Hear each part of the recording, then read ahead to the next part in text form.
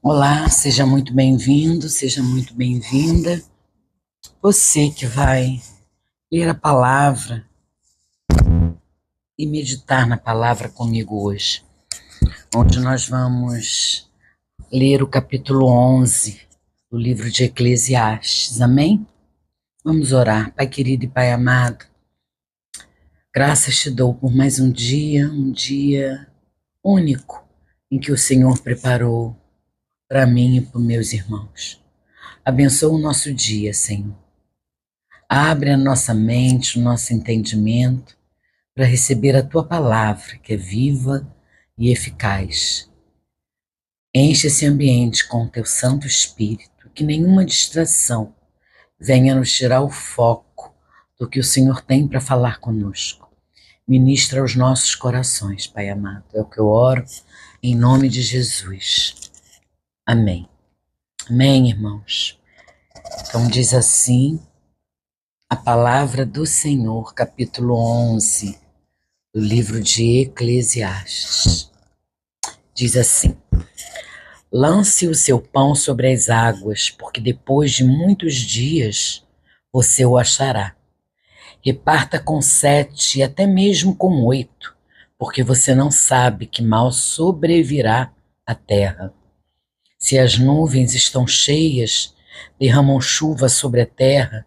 Se uma árvore cair para o sul ou para o norte, no lugar em que cair, aí ficará. Quem somente observa o vento nunca semeará, e o que olha para as nuvens nunca fará a colheita. Assim como você não conhece o caminho do vento, nem sabe como se formam os ossos no ventre da mulher grávida, assim também não entende as obras de Deus, que faz todas as coisas. Semeia sua semente de manhã, e à tarde não fique de braços cruzados, porque você não sabe qual irá prosperar, se esta, se aquela, ou se ambas serão igualmente boas. Doce é a luz, e agradável aos olhos é ver o sol. Mesmo que alguém viva muitos anos, deve alegrar-se em todos eles. Contudo, deve lembrar-se de que há dias de trevas que serão muitos, e que tudo o que virá é vaidade. Alegre-se, jovem, na sua mocidade, e que o seu coração lhe dê muita alegria nos dias da sua juventude. Ande nos caminhos que satisfazem ao seu coração e agradam aos seus olhos. Saiba, porém, de que todas estas coisas Deus lhe pedirá contas. Afaste do seu coração a mágoa e remova do seu corpo a dor, porque a juventude e a primavera da vida são vaidades. Aleluia, glória a Deus por esse capítulo tão valioso, né? Que nos ensina sobre ter uma conduta prudente, sobre a nossa mocidade, e aprendendo e meditando, eu aprendo nesse capítulo, lendo o versículo 1 que diz: lance o seu pão sobre as águas, porque depois de muitos dias você o achará. Essa metáfora me lembra da importância da generosidade do ato de semear. Devemos ir além do entendimento literal dessas palavras, meu irmão e minha irmã, e olhar para Cristo, o pão da vida. Cristo é o pão da vida, a fonte de água viva. Jesus nos ensinou a compartilhar o seu amor, a sua graça e a sua verdade com os outros. Ao lançarmos o pão da vida sobre as águas das vidas das pessoas, podemos confiar no devido tempo, que no devido tempo ela retornará a nós, trazendo uma colheita abundante. É uma semente quando a gente derrama sobre o outro, sobre o nosso próximo, quando a gente derrama o amor, a graça de Deus, quando a gente derrama, compartilha o pão da vida, e compartilhe a verdade do Senhor com o irmão, a gente está lançando a semente. E essa semente, ela vai germinar. E a gente vai colher abundantemente. Que maravilha! É o que Deus nos ensina. Precisamos jogar a semente. Precisamos plantar a semente na vida dos outros, na vida do irmão, na vida do, do nosso próximo, do nosso vizinho, do nosso amigo de trabalho. Precisamos fazer isso com todo o amor do nosso coração. Deus manda, Deus pede que partilhemos o pão. A gente não pode reter para nós o que recebemos do Senhor. Isso é que eu aprendo, que eu tenho aprendido meditando na palavra durante esses meses todos. Como o Senhor tem falado comigo. Ainda preciso aprender muito, mas é através da palavra que eu sou constrangida. É através da palavra que Deus me corrige e que Deus me mostra o que eu devo fazer. No verso 5, irmãos, diz assim, olha, assim como você não conhece o caminho do vento, nem sabe como se formam os ossos no ventre da mulher grávida, assim também não entende as obras de Deus, que fez todas as coisas. Aqui o autor nos fala sobre a imprevisibilidade da ação de Deus, que está além de nossa compreensão. Essa imprevisibilidade nos lembra que Deus é soberano e da necessidade que temos de confiar nele, mesmo quando a gente não entende completamente o que está se passando em nossa vida, o que está acontecendo em nossa vida. Precisamos confiar no Senhor, precisamos nos lembrar que Deus é soberano, que Deus está sobre todas as coisas. Nos momentos de incerteza, nos momentos de dificuldade, nos momentos de dúvida, que a gente olhe para Cristo, que caminhou sobre as águas turbulentas no mar da Galileia. Ele é o mesmo hoje, ele é o mesmo de ontem. Ele nos mostra que mesmo nas tempestades que atravessamos, nas dificuldades que atravessamos em nossas vidas, nós podemos encontrar, sim, segurança e paz em sua presença. E eu digo isso, meu irmão, com propriedade, porque antes de eu entregar a minha vida totalmente, entregar totalmente, não é entregar só uma parte da minha vida ao Senhor. Quando eu entreguei tudo, literalmente, aquela ansiedade, aquela angústia, isso tudo saiu da minha vida. Porque todos nós passamos por problemas, passamos por dificuldade, passamos por crises, mas é muito diferente quando a gente tem o Senhor como principal em nossa vida, quando a gente tem a nossa vida depositada nas mãos do Senhor, quando a nossa confiança está no Senhor, a gente tem a paz que excede todo entendimento. Por isso que é diferente quando a gente vê alguém do mundo passando por alguma tribulação e quando a gente vê um irmãozinho da fé passando por uma tribulação. O comportamento é diferente. A gente não se deixa levar pelas circunstâncias. A gente vê pelo olho da fé. A gente crê que tudo vai ser resolvido, porque tudo foi colocado nas mãos do Senhor e Ele é soberano para resolver tudo. Por isso eu digo com propriedade sobre isso, né? Que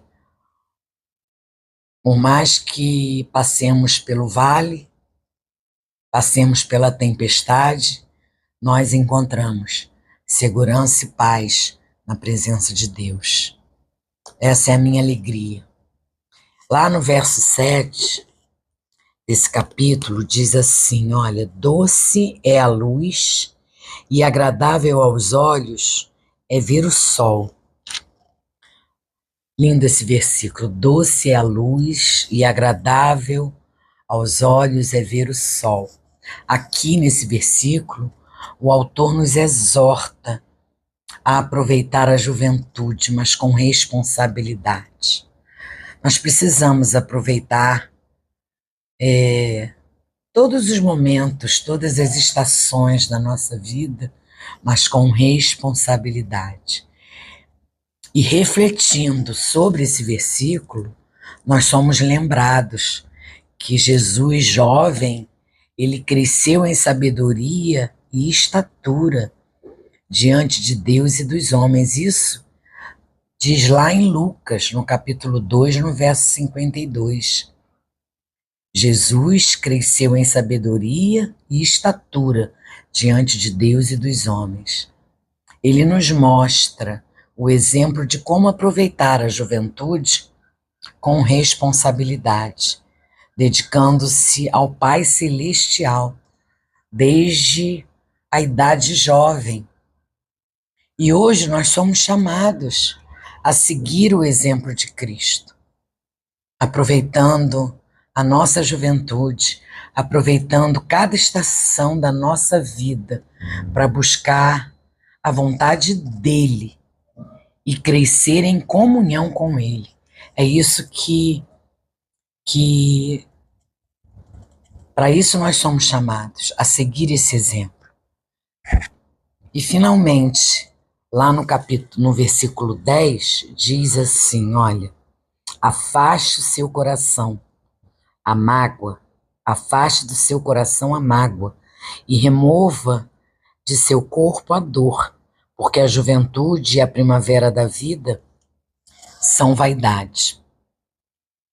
Aqui nesse último versículo desse capítulo, nós somos lembrados de que Deus pedirá contas de nossas ações.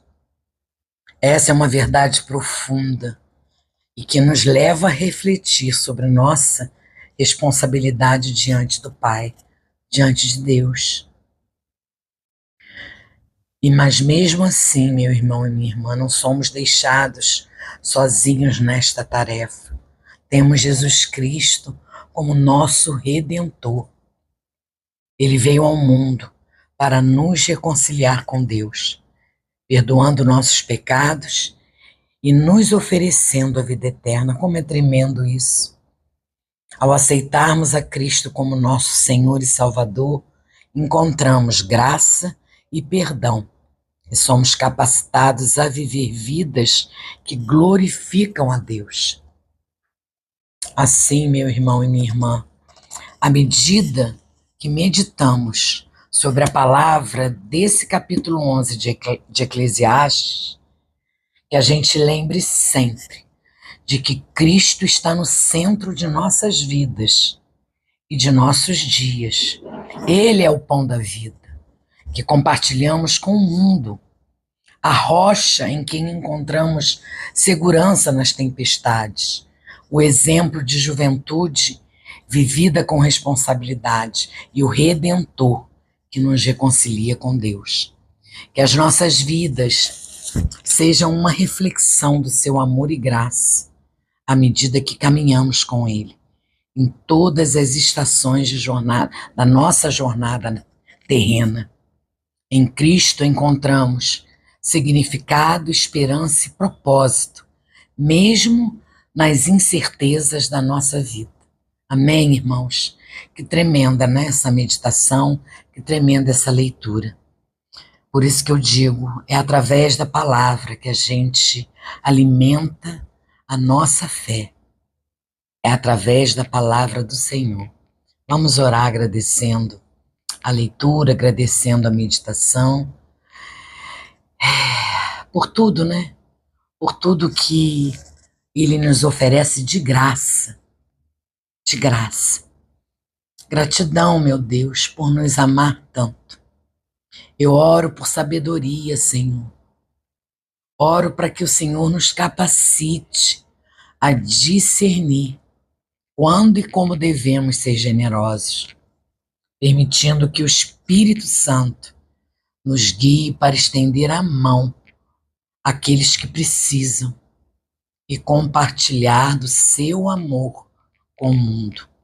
Eu oro, Senhor Deus, para que o Senhor nos dê discernimento para semear generosamente e para que o seu coração,